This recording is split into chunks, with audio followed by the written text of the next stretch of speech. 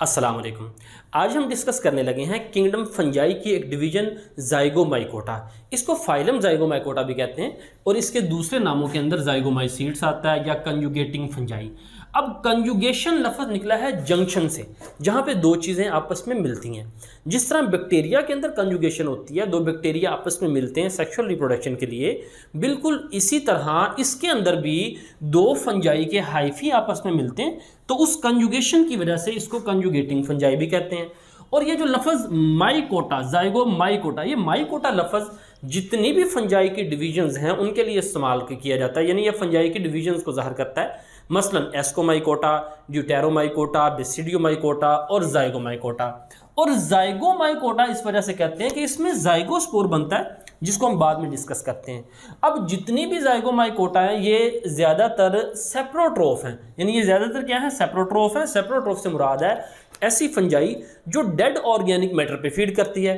अब वो dead organic matter plants remains हो सकते हैं, यानी पौधों के बचे कुछ हिस्से जैसे तने, पत्ते वगैरह। वो बेकरी गुड्स, बेकरी आइटम्स हो सकते हैं, जिस तरह डबल रोटी वगैरह, फ्रूट्स हो सकते हैं, वेजिटेबल्स हो सकती है। कुछ ज़ाइगोमाइकोटा एज ए पैरासाइट रहते हैं, मसलन जो सॉइल प्रोटिस्ट होते हैं उनके साथ एज ए पैरासाइट रहते हैं। ज़ाइगोमाइकोटा नॉन सेप्टेट हैं, यानी इनमें सेप्टम नहीं होता। यहाँ पे ये देखें, इसके मैंने हाइफी बनाए हुए हैं। ये पूरे का पूरा एक ही सेल है, देखिए सारा साइटोप्लाज्म मूव कर रहा है, कोई अलग इंडिविजुअल सेप्टम मौजूद नहीं है इसमें। तो ये एक ही पूरे का पूरा सेल के तौर पे बिहेव करते हैं, जिसमें मल्टी न्यूक्लिएट, बहुत सारे न्यूक्लियस होते हैं। और नॉन सेप्टेड हाइफी को हम सिनोसिटिक हाइफी भी कहते हैं। ये well developed and branching mycelium, इसका जो माइसिलियम है, इसकी जो हाइफी का नेटवर्क है वो वेल डेवलप होता है और बड़ा, उसकी ब्रांचेस बहुत ज़्यादा होती हैं। अब इसकी सेक्सुअल और एसेक्सुअल रिप्रोडक्शन हम दोनों देख लेते हैं। पहले अगर हम बात करें एसेक्सुअल रिप्रोडक्शन की, तो एसेक्सुअल रिप्रोडक्शन को डिस्कस करने से पहले आपको बता दूं कि फंजाई की बॉडी हैप्लॉइड होती है। हैप्लॉइड कहते हैं कि उसके अंदर क्रोमोसोम का एक सेट होता है। जिस तरह आप देखें बाकी जानदारों के अंदर, जो जानदार हैं उनकी बॉडी डिप्लॉइड होती है। मतलब इंसान है, हमारी बॉडी, हमारा जो सेल है उसके अंदर क्रोमोसोम डिप्लॉइड है, यानी एक सेट मेल से आया और एक सेट फीमेल से आया, तो वो 2n डिप्लॉइड। लेकिन फंजाई की जो बॉडी है वो हैप्लॉइड होती है। मसलन ये जो आपको रेड कलर में माइसिलियम नजर आ रहा है, ये क्या है, ये हैप्लॉइड है, यानी इसमें क्रोमोसोम का एक ही सेट है। तो जब क्रोमोसोम का एक ही सेट है, ये उसका ये जो आपको नजर आ रहा है, ये पूरे का पूरा माइसिलियम है, जिसमें ये जो नीचे रूट लाइक हाइफी नजर आ रहे हैं, इनको हम कहते हैं रॉइजॉइड्स। यहाँ पे आपको दो तरह के हाइफी नजर आ रहे हैं। एक है वर्टिकल हाइफी, जो कि ज़मीन के अंदर जो सबस्ट्रेट होता है, मसलन डबल रोटी वगैरह या कोई फ्रूट वगैरह, उसके अंदर तक जाते हैं। वो जो अंदर तक जाते हैं उनको हम कहते हैं रॉइजॉइड्स। और एक दूसरे हाइफी देखें जो कि वर्टिकल हाइफी हैं, जो कि सतह के ऊपर ऊपर चलते हैं, उन वर्टिकल हाइफी को हम कहते हैं स्टोलन। अब जब रिप्रोडक्शन होती है, एसेक्सुअल रिप्रोडक्शन, तो इसके अंदर ये फंजाई के अंदर ये स्टाक बनता है, जिसको हम स्पोरेंजियोफोर कहते हैं, और उसके अंदर ऊपर स्पोरेंजियम लगता है। ये स्पोरेंजियम है। स्पोरेंजियम, स्पोर से मुराद स्पोरेंजियम, ये जो लफ्ज एंजियम है, एंजियम कहते हैं इनक्लोज्ड स्ट्रक्चर, कोई बंद स्ट्रक्चर। तो ये ऐसा बंद स्ट्रक्चर है जिसके अंदर स्पोर लगते हैं, तो इसी वजह से स्पोरेंजियम जिसमें स्पोर बनते हैं। तो स्पोरेंजियम के अंदर माइटोसिस के जरिए स्पोर बनेंगे। अब माइटोसिस के जरिए क्यों? क्योंकि हम डिस्कस कर चुके हैं कि इनकी बॉडी हैप्लॉइड है, तो हैप्लॉइड के अंदर मियोसिस नहीं हो सकती, लिहाजा माइटोसिस के जरिए स्पोर बनेंगे। अब वो स्पोर, जब ये स्पोरेंजियम मैच्योर होता है तो स्पोरेंजियम यहाँ से बर्स्ट करता है, फटता है, स्पोर बाहर आ जाते हैं, और ये स्पोर गिरकर दोबारा उसी किस्म का माइसिलियम, यानी उसी किस्म की फंजाई बना देते हैं।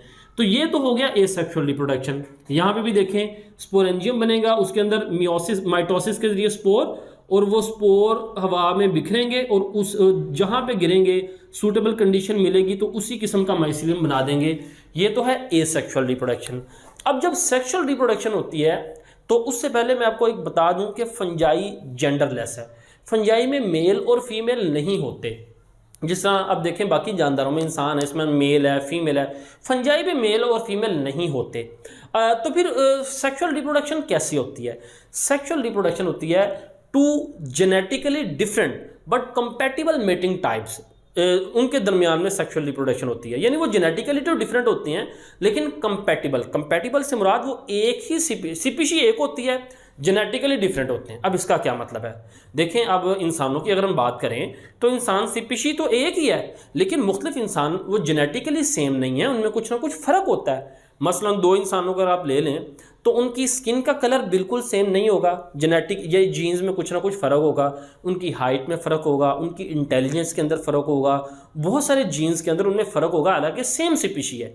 तो फंजाई के अंदर भी बिल्कुल इसी तरह दो जो फंजाई हैं वो जेनेटिकली डिफरेंट होती हैं लेकिन सेम स्पीशी। जैसा कि यहाँ पे देखें एक रेड कलर की फंजाई आपको नज़र आ रही है, एक ये ग्रीन कलर की नज़र आ रही है। ये जो फंजाई है जो हम लाइफ साइकिल आपको दिखा रहे हैं सेक्सुअल रिप्रोडक्शन के लिए, ये राइजोपस का लाइफ साइकिल है, लाइफ साइकिल ऑफ राइजोपस, जिसको हम ब्लैक ब्रेड मोल्ड भी कहते हैं, जो कि डबल रोटी के ऊपर देखी लगती है अक्सर, फफूंदी, जिसको आपने अक्सर देखा होगा। तो उसके लाइफ साइकिल की मदद से हम सेक्सुअल रिप्रोडक्शन को डिस्कस करने की, समझने की कोशिश कर रहे हैं। तो फंजाई में आपको पता चल गया होगा जेनेटिकली डिफरेंट हैं लेकिन कंपैटिबल हैं, आपस में रिप्रोडक्शन हो सकती है। तो रिप्रोडक्शन में सबसे पहला काम ये होता है कि इनके जो हाइफी हैं वो आपस में मिलते हैं, उनकी कंजुगेशन होती है। ये स्टेप बाय स्टेप समझते जाइएगा।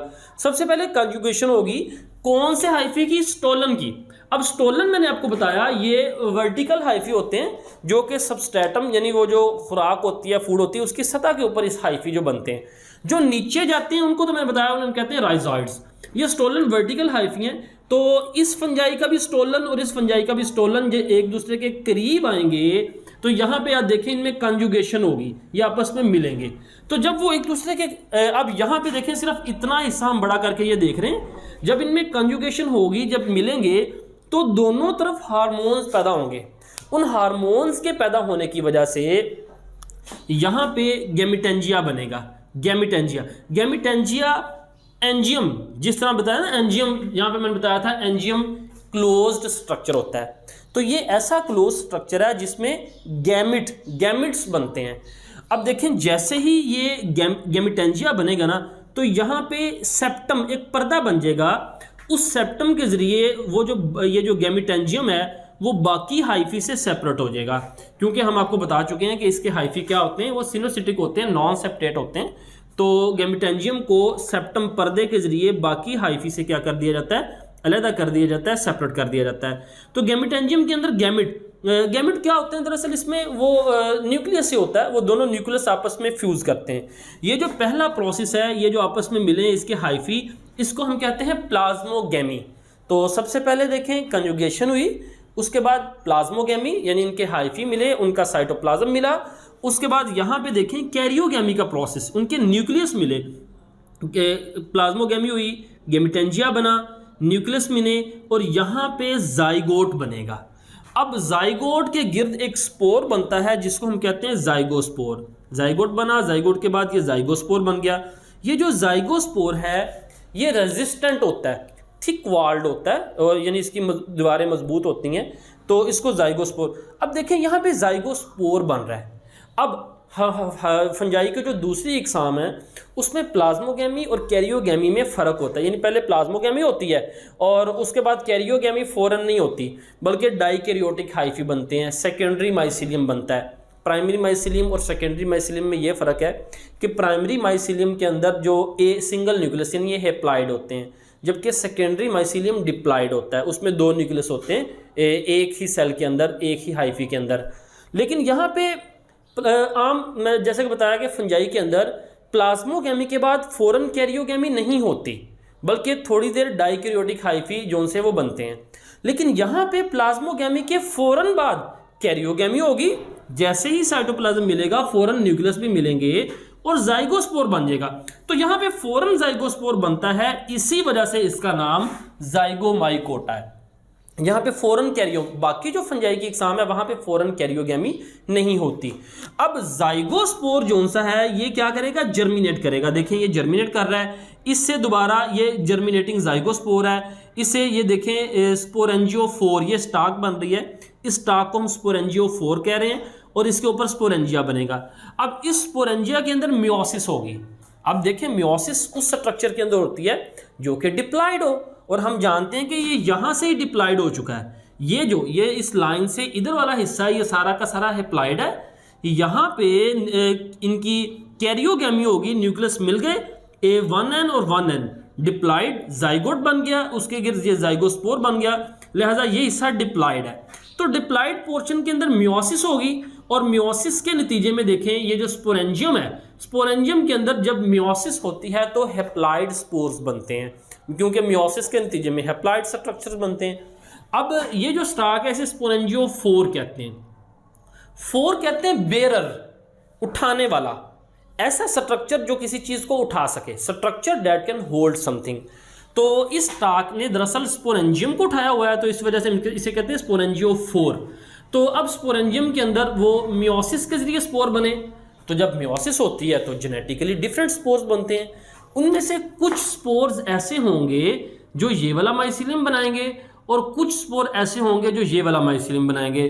सॉरी, यहाँ पे आपको मैंने बताना याद नहीं रहा कि ये जो जेनेटिकली डिफरेंट माइसिलियम होते हैं इनको हम नेगेटिव और पॉजिटिव के साइन से सेपरेट करते हैं, क्योंकि फंजाई जेंडरलेस है, इसमें मेल फीमेल नहीं होता, लिहाजा जेनेटिकली डिफरेंट जो फंजाई हैं, मैटिंग टाइप्स हैं, उनको डिफ्रेंशिएट करने के लिए प्लस और माइनस हम क्या लेते हैं, तो ये प्लस होगी और ये माइनस होगी और ये प्लस होगी।